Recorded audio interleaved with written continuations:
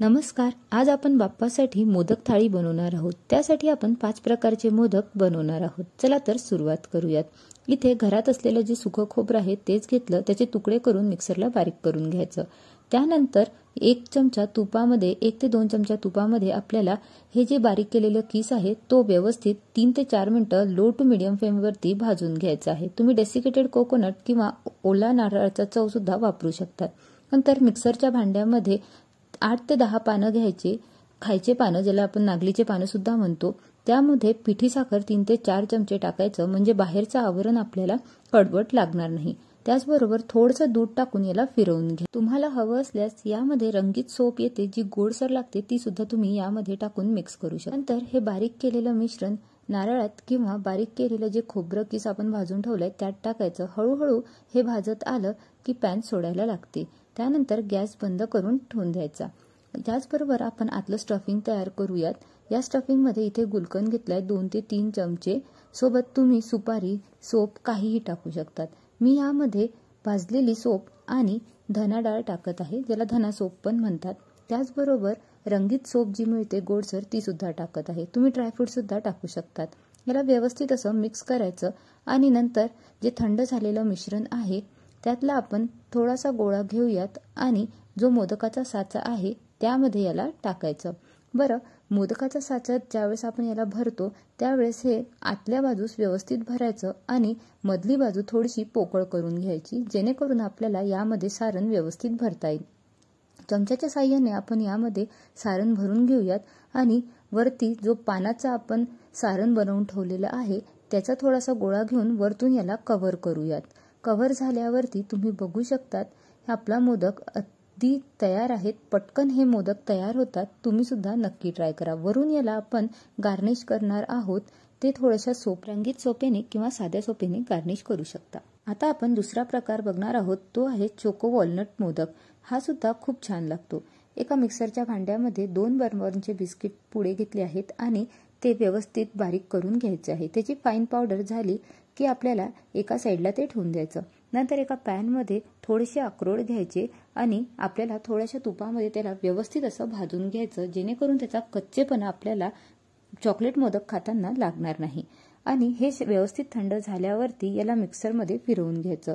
बरं, हे फिरवत असताना आपल्याला यामध्ये 2 ते 3 चमचे पिठी साखर टाकायची आहे, कारण याची चव कुठेच उग्र किंवा कडवट लागायला नको. हे व्यवस्थित बारीक करून घ्यायचं आणि केलेलं जे आपलं मिश्रण आहे त्याचमध्ये याला मिक्स करायचं. तुम्हाला हवं असल्यास तुम्ही स्टफिंग म्हणून सुद्धा याचा वापर करू शकतात, पण याला आपण असंच मिक्स करणार.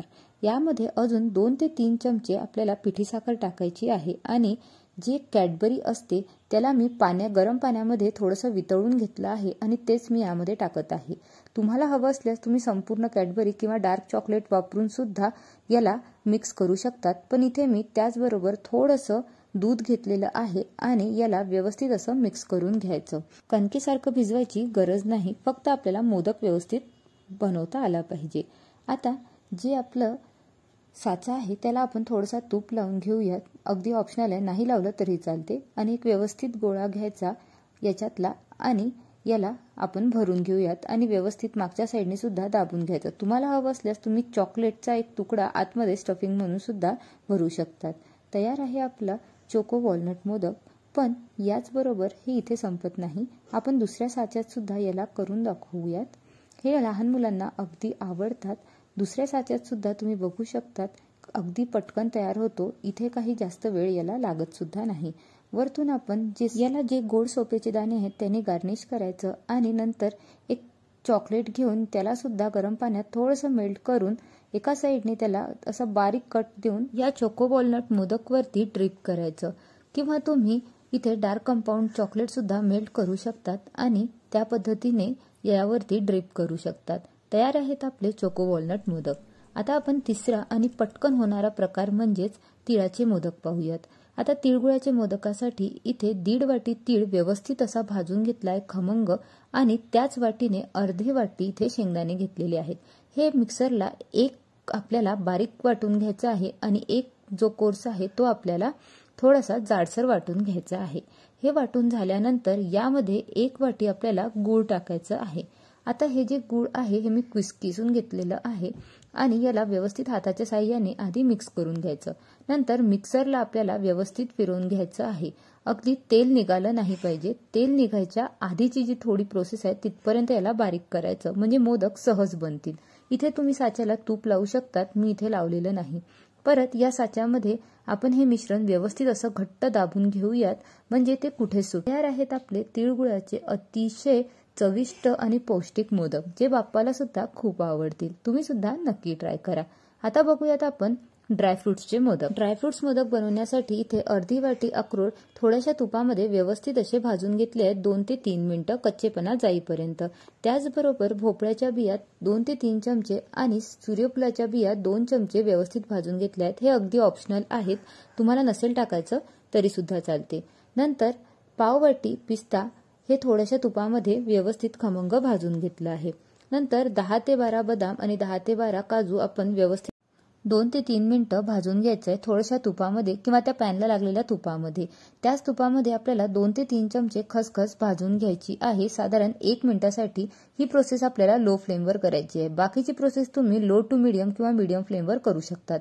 त्याचबरोबर इथे आपण थोडंसं तूप घेतलेलं आहे आणि याच तुपामध्ये थोडेसे जे डिंक असतात त्याला आपण क्रश करायचं आणि मगच याला तळून घ्यायचं। हे सगळ्या बाजूनी व्यवस्थित तळल्या गेले पाहिजे।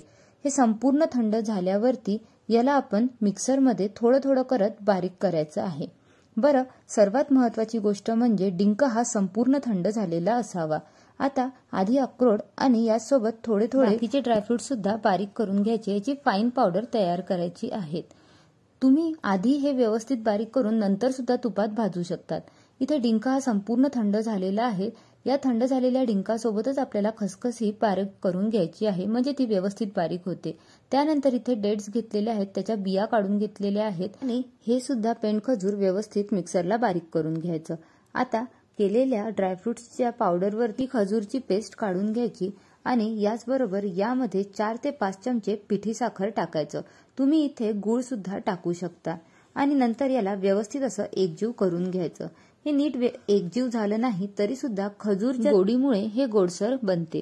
तुम्हाला जर इथे गूळ टाकायचं असेल तर तुम्ही नक्की टाका, जे प्रमाण सांगितलंय त्या प्रमाणात टाकलं तरी सुद्धा चालते।